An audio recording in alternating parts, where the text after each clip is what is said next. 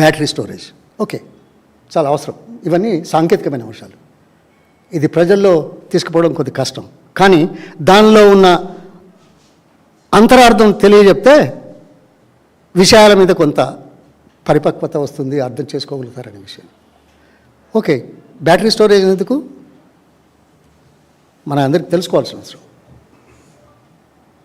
మనం సప్లై చేసే విద్యుత్తులో peak load ఎప్పుడు ఉంటుంది? సాధారణంగా ఎర్లీ మార్నింగ్, మన తెలంగాణలో ఎర్లీ మార్నింగ్ అవర్స్లో ఉంటుంది. సాయంకాలం 6 తర్వాత ఆ సమయంలో ఎక్కువగా ఉంటుంది. అసలు మన ఉత్పాదన కంటే పీక్ లోడు ఉత్పాదనకు డిఫరెన్స్ ఎంత ఉందో తెలుసా ఈ మాట్లాడే వాళ్ళకి? Not even 9%, 5%, 5 to 9% variation. 5 to 9% వేరియేషన్కు నువ్వు కొత్తగా ప్లాంట్ పెడితే ఎంత కాస్ట్ అవుతున్నది? మరి అదే బ్యాటరీ స్టోరేజ్ పెట్టి ఆ 5 to 9%, ఎందుకంటే డే టైం అంతా మనకు నేషనల్ గ్రిడ్ నుంచి వస్తున్నది. తర్వాత సోలార్ పవర్ బాగా చేశాం. సోలార్ పవర్ కార్యరూపంలో తీసుకురావడానికి విధి విధానాలలో ముఖ్య పాత్ర వహించిన నాకు ఈ మాట మాట్లాడే అవసరం వచ్చిందని మాట్లాడుతాను. 5% పీక్ డిమాండ్కి ఆ కొద్ది మొత్తానికి స్టోరేజ్ చేసుకోవడానికి బాగానే, నేను కాదనా. అది చేయకుండా కొత్త ప్లాంట్లు ఎందుకు పెడుతున్నాం? సమాధానం చెప్తారా? చెప్పలేరు. ఇవి సాంకేతికమైన అంశాలు. సాంకేతిక వాళ్ళతో మాట్లాడి అవసరం ఉంటే సరిదిద్దుకునే శక్తి సామర్థ్యాలు కలిగిన బాధ్యతలు నిర్వహించే రాజకీయ నాయకులు కావాలి. కానీ ఒత్తిళ్లతోటి మన అవసరాల కోసం సొమ్మును సంపాదించుకునే ఏకైక లక్ష్యంతో చేసే కార్యక్రమాలు ఎలా ఉంటాయి? ఇలాగే ఉంటాయి. మీ ఆలోచన ఇంకా వేరే లేదు కదా. ఈ ప్రభుత్వ ఆలోచన కేవలం డబ్బు సంపాదన కోసమే ఉంది. అవకాశం వచ్చింది, ఈ అవకాశాన్ని ఉపయోగించుకొని మేము డబ్బులు సంపాదించాలనే తపన తప్ప రాష్ట్రం యొక్క అభివృద్ధి కానీ, లక్ష్యం కానీ, ప్రజల యొక్క అవసరాలకు ఏ రకంగా చేయాలనే ఆలోచన లేనటువంటి దైన్యస్థితి అన పొరపాటది. తెలిసిన వాళ్ళకి చెప్పవచ్చు, తెలియని వాళ్ళకి చెప్పవచ్చు. తెలిసినా తెలియలేదన్నట్టు ఉండేవాడు, తెలియకున్నా తెలిసిందనే వాడికి ఏం చెప్తామాయా? ఆయన లక్ష్యం వేరు, ఆయన ఉద్దేశం వేరు. ఆయన కానీ వాళ్ళు కానీ అదే ఈరోజు జరుగుతున్నది. అదేవిధంగా ఇంకా చాలా ఉన్నాయి. మీరు అంటున్నారు న్యూక్లియర్ పవర్ గురించి ఎప్పుడైనా ఆలోచించారా? ఇవన్నీ చెప్తున్నారే, దేశంలో ఇతర దేశాల్లో న్యూక్లియర్ ప్లాంట్ల గురించి ఎప్పుడైనా చూశారా, చర్చించారా? ఇప్పటి వరకు దేశంలో ఏ ఒక్క ప్రమాదము సంభవించలేదు. ప్రపంచంలో ఈ 60 ఏళ్లలో ఓన్లీ 3 ఒకసారి రష్యా, ఒకసారి అమెరికా, అప్పుడెప్పుడు 70లో.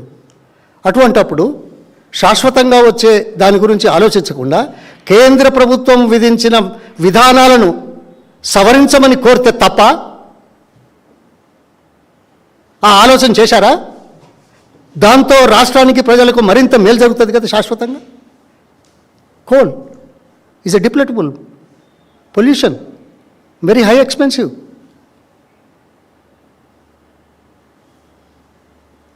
అందులో మళ్ళీ ఇంపోర్టెడ్ కోల్ కావాలా? ఏదో చాలా కథలు చెప్తారు. ఇప్పుడు 12% of the coal is being imported for power plants. Is it not a burden on the country?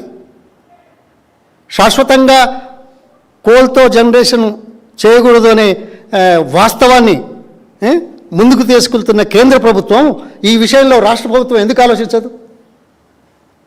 ఇవన్నీ చాలా ఉన్నాయి. ఇదొక్కటే అంశం మీద ఇన్ని పర్యాలు ఉన్నది. ఇక పవర్ జనరేషన్ ప్రాజెక్ట్స్ ఏది మన సింగరేణిది చాలా సంతోషం.